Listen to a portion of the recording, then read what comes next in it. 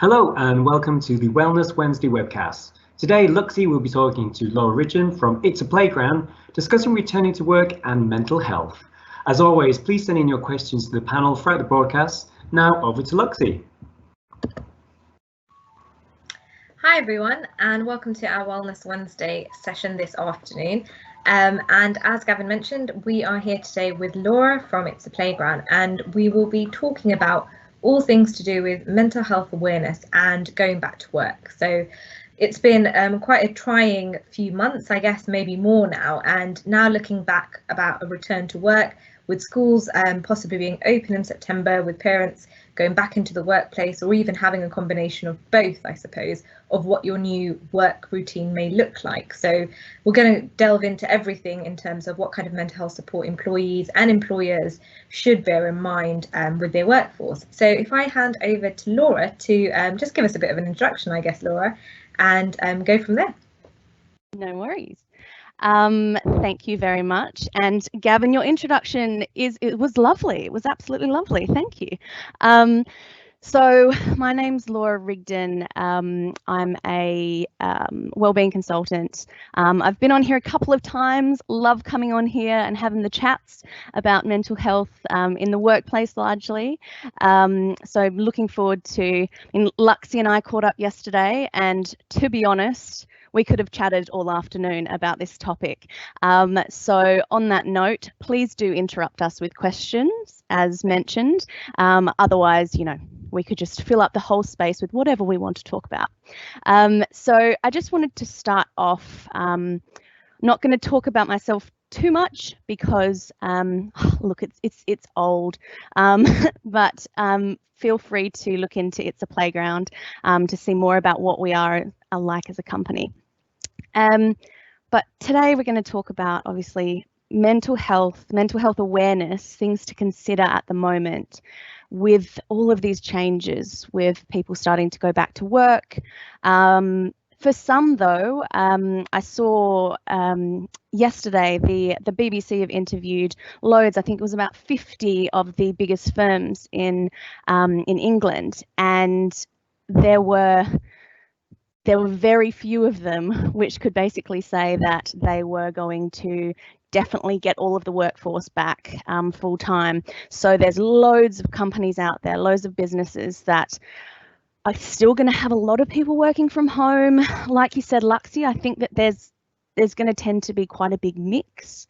I think it's largely, so we've got loads of different recommendations, really good tools. I think I'm going to, we'll figure out how to post a really good resource that I recommend, a report, a toolkit, if you will, on what to consider when returning to the workplace as both an employer and employee. So we'll post that for you to have a look at, but I'll talk quite a bit about it throughout this as well. But basically, one of the things that CIPD say in terms of returning to work is we need to think about, is it essential for people to go back to work? Is it mutually agreed? So has there been a conversation with both parties, with the employer and employee? And obviously if it's safe. And when we look at safety, we obviously want to look at physical safety and psychological safety. So I guess my big input here, and what I've been talking a lot about lately, is kind of how we can look after the psychological safety of employees. Also what training management might need, and assessments we might need for our managers to see whether they have the confidence to have tough questions about psychological safety. And yeah, everything kind of under that hood. So I think there's lots of great stuff out there in terms of guidelines from the Health Safety Executive, which pretty much tap into the fact that, yes, so we're all doing, employers everywhere are doing all these risk assessments at the moment, thankfully, to ensure the safety of employees. But they need to include those stress assessments. They need to be thinking about how they can optimally support their employees to ensure that they don't have work-related stress. So some interesting things to note, I think some of the really common concerns that are coming up in terms of people returning to work are really, I mean, they're quite obvious, but they're really quite important. So things like people concerned about losing their job, people concerned about not just becoming unwell from COVID, but also all of the things that that increase our risk. Traveling to work, so transportation, that's something that a lot of people are concerned about. The fact that other people, whether it's on that transport or in the workplace, are not going to be as accommodating in terms of, or be as aware of those socially distanced rules. So there's lots of common concerns, but there's also a lot that we can currently do about it. Just to chop it up and not to bore you with my voice too much, I just wanted to go to Luxy, actually, just because we've had a bit of a chat about what RA Group are doing in terms of, you know, how are you guys communicating, what is kind of expected of staff. And I know that you're very slowly returning different areas of the organisation to work. I mean, some places, some of the employees of RA Group wouldn't have even stopped, would they? No, absolutely. No, thanks for that, Laura. Completely right. Some parts of our business have been operational throughout this entire period, so is no different. But equally, like you say, some potentially different stresses that they have in their life that might not have been sort of related to sort of being working from home. But then we've got the flip side of those who have predominantly been working from home for the past 4 or 5 months, and it's just trying to, I think what you said, communication is key, re-engaging with the teams, but also understanding how comfortable they are as well. So it's not just a case of, okay, we're all COVID secure, safety is of the utmost for the RA Group and our offices are well equipped for that, but it's also understanding, like you said there yourself, of are people willing to come in, are they happy to travel, do they feel comfortable and safe in order to do so. So it's definitely exploring all those options at the moment. And like you say, another big thing for me anyway, I think is quite interesting is productivity and how actually is there sort of an impact on in terms of your mental health. And I know over the past sort of summer period, you could say people have had the opportunity to possibly take some time off, or summer's almost coming to an end. So coming back into the workplace in September, or coming back into a sort of a routine as well, like I'm sure people possibly have concerns over productivity and whether this has been impaired over this change in setup. Is there anything from a mental health support perspective that we should be considering for ourselves to help to make sure we can thrive and be able to be more productive in our work as well as our sort of home life, and if there should be a balance? Yeah, definitely should be a balance. It's interesting. I know we've briefly chatted about this previously, but I've been trying to support my clients and doing things with community and charities throughout this period, and been asking the questions in terms of what type of wellbeing sessions are most needed. So I've been asking clients, as in entire organisations, to pull that for me, and also individuals.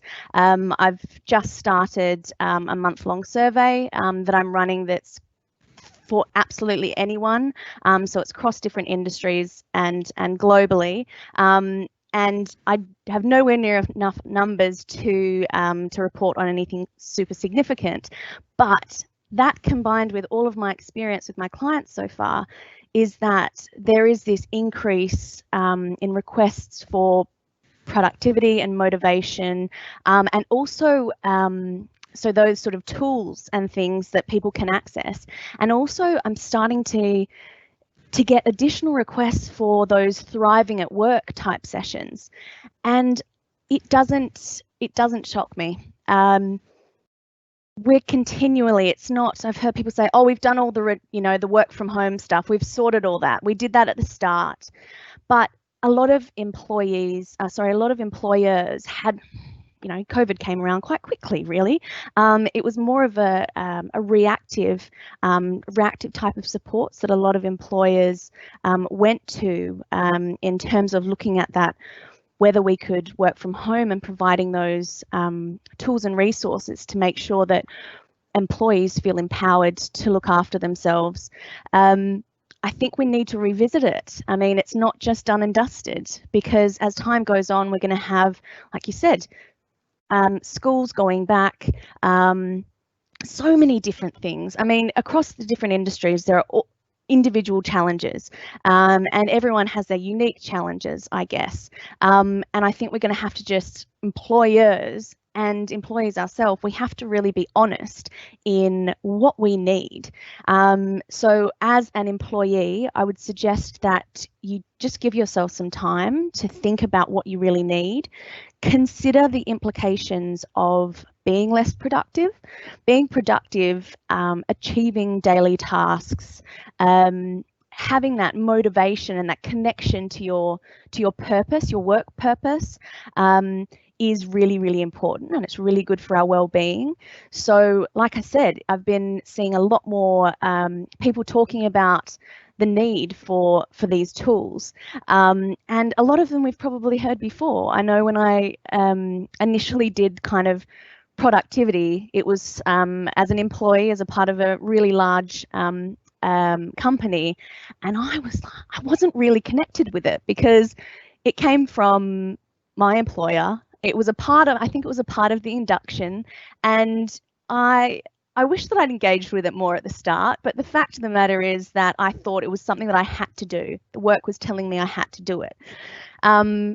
So I think that was a barrier, and I think some of us now are just starting to take a step back and thinking, oh gosh, I could really do with that.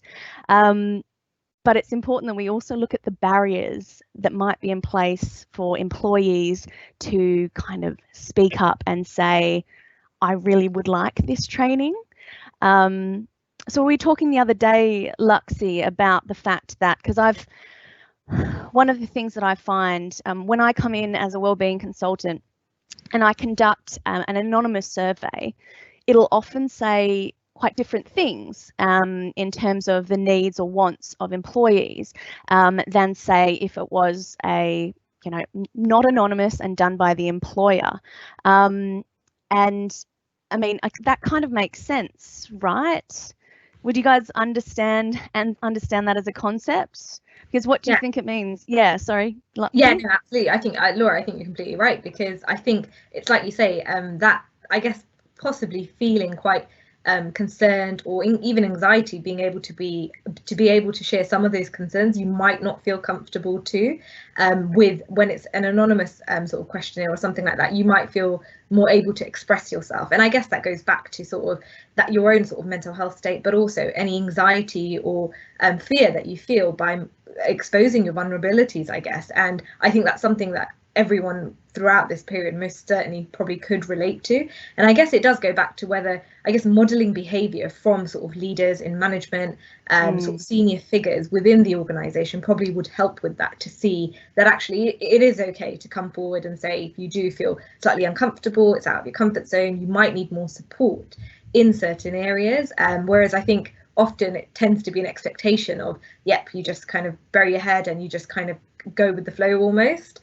So no, I think you're right. I think it probably does help having that sort of third party to be able to address some of these concerns and highlight that to organisations.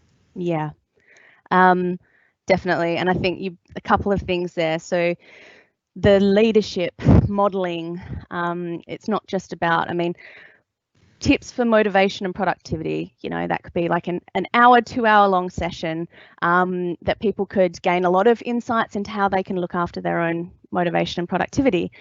However, there's so much more that goes into play in terms of looking at that work-life balance. If your leadership team are saying that you must stagger out your your meetings, for example, or you really should, for your own well-being, take some proper time for lunch. I know, a nice healthy lunch, Luxie. But if you're on a call with them and, you know, they're frantically trying to stuff their mouth before they jump to the next meeting and things like that, you know, what's the message there to the employees? I guess it's kind of that, you know, do what I say, not what I do. So yeah, really important to have that balance.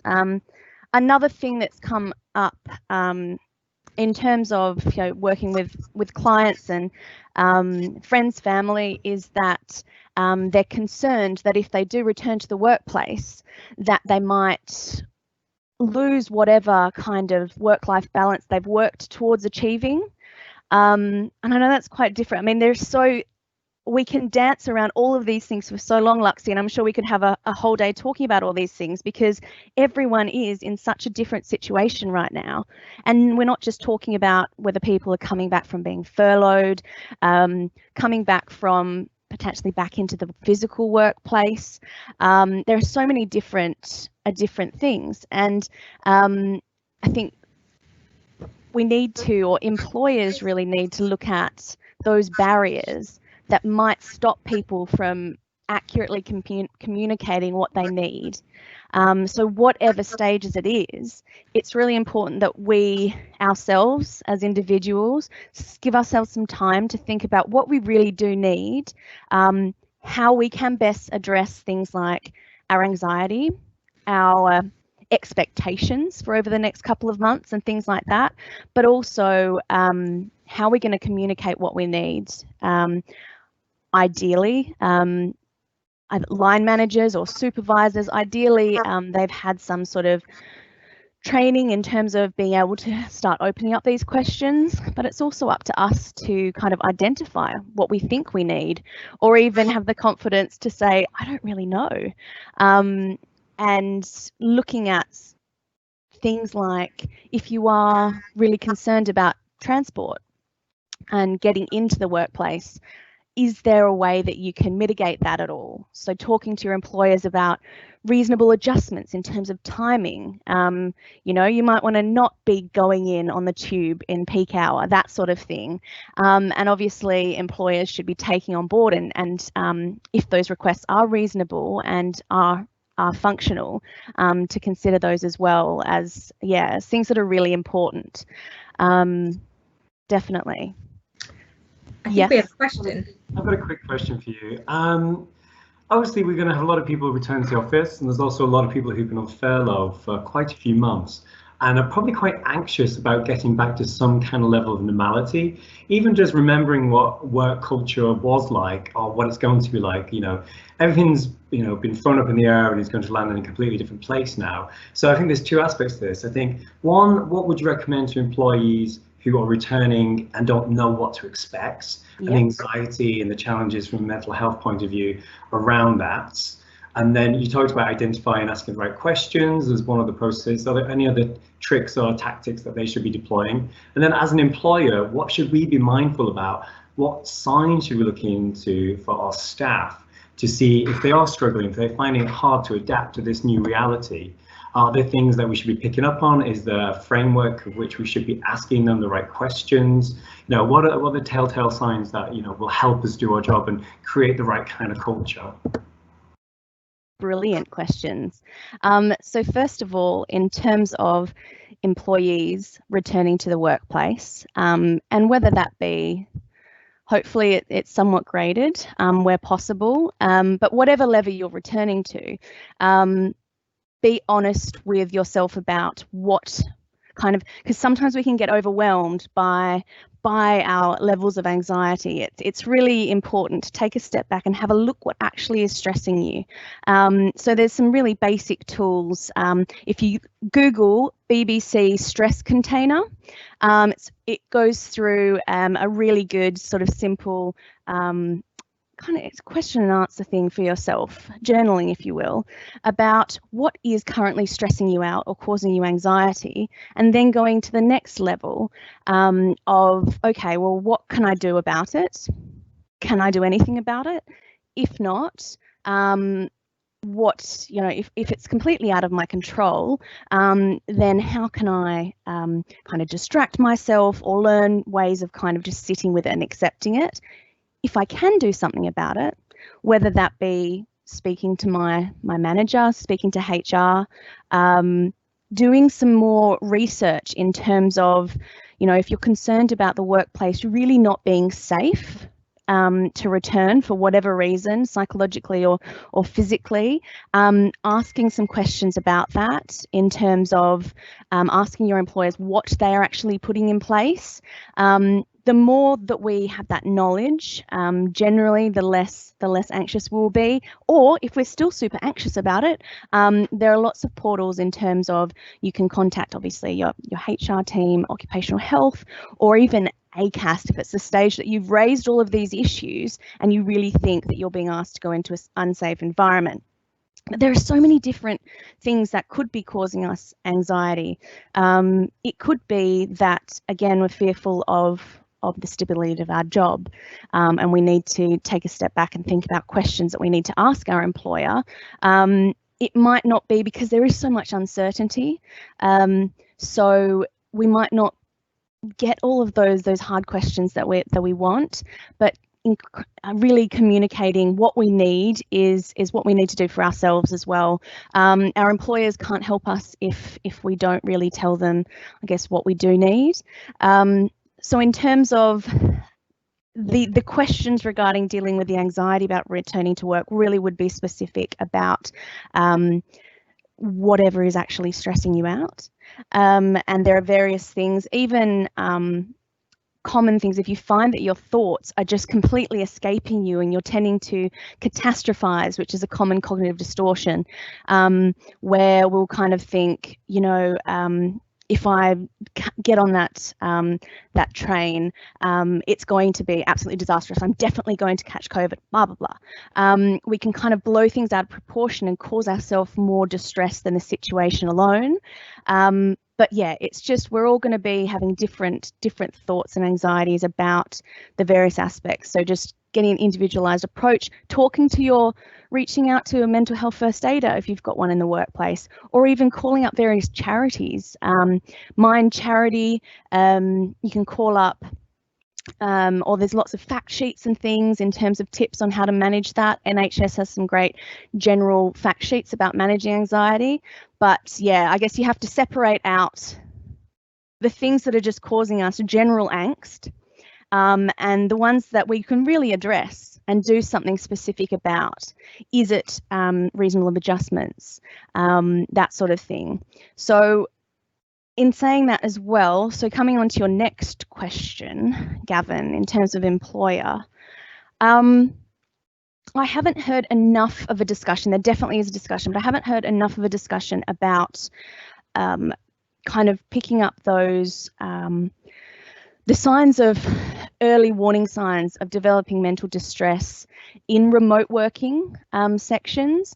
And I think it is really similar to face-to-face, but it's really important for managers to understand early warning signs that there might be someone isn't really coping, the anxiety levels are too high to be manageable, they're starting to feel really detached, loneliness, all of those sort of things. So as an employer, really should look to see that your management should have the skills to be able to connect, to really listen, show empathy, and to understand that everyone is in a very different and unique circumstance. I've said this once already this morning, but we're all in the storm together, but we're all in different boats. So really important to have management of all levels understand that and have the confidence to have those conversations, have the confidence to also be able to pick up and ask more probing questions potentially when we see things like a change of tone in email or in conversations. If you can pick up in, it might be body language, or it might be, the tone of voice over the phone. If employers can pick up different language, it's it's impossible. I definitely can't do this. Going from going into that more negative speech, definitely those signs should be looked into further, and employers need to come at it from a real place of wanting to understand before they come forth with whatever solution that they think is relevant. Really understand before offering those supports. So there's a long list, and we could probably do a whole session on things to look for when people are working remotely. But as a rule, whether it's remotely or in the workplace, managers should be looking at a change in behaviour is the biggest thing.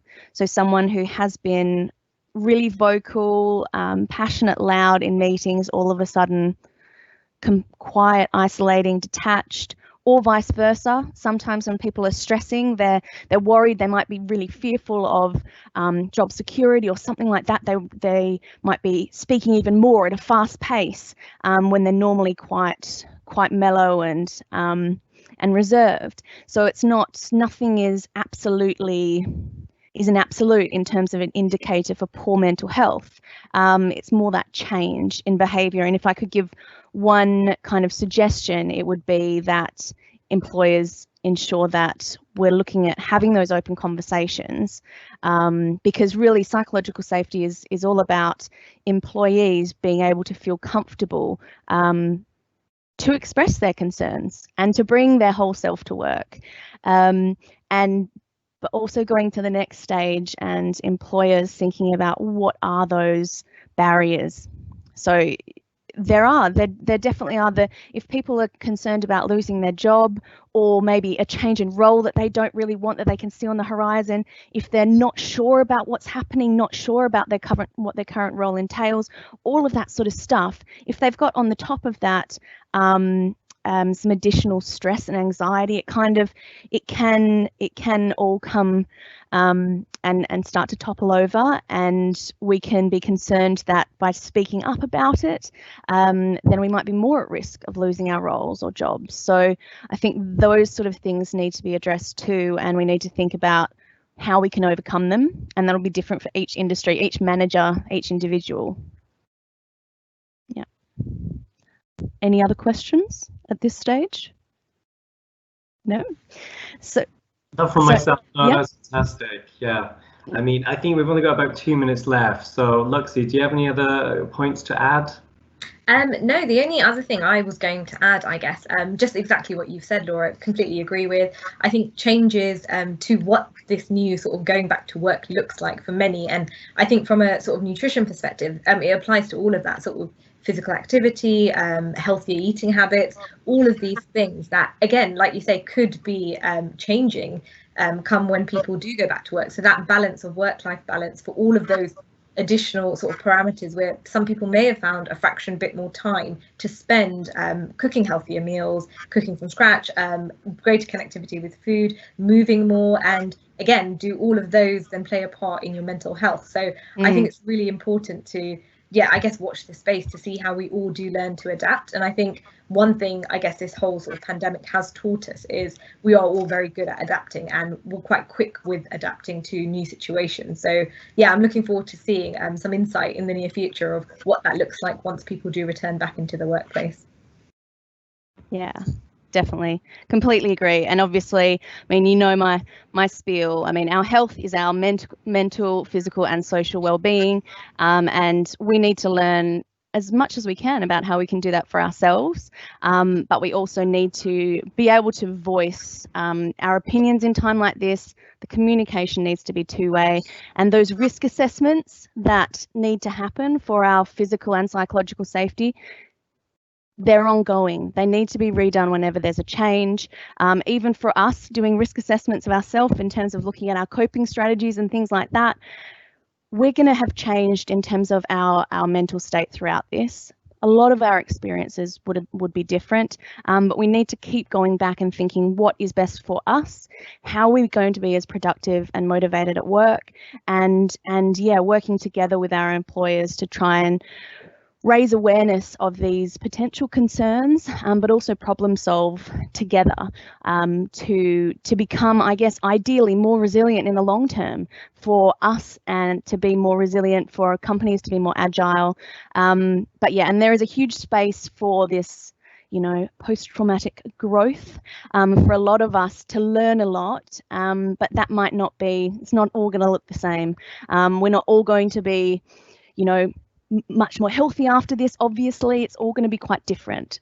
So just biggest thing, I guess, is take some time to understand what we need, but also understand that that is probably not going to look anything like our neighbour or our friend or our colleague.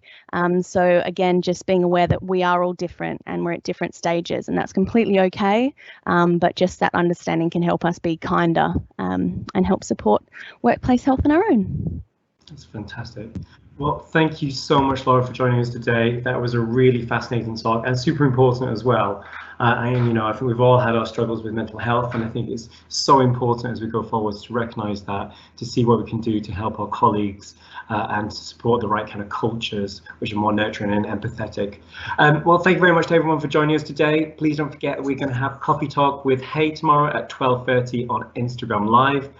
We hope to see you then, and it's goodbye for now. Thank you. Thank you.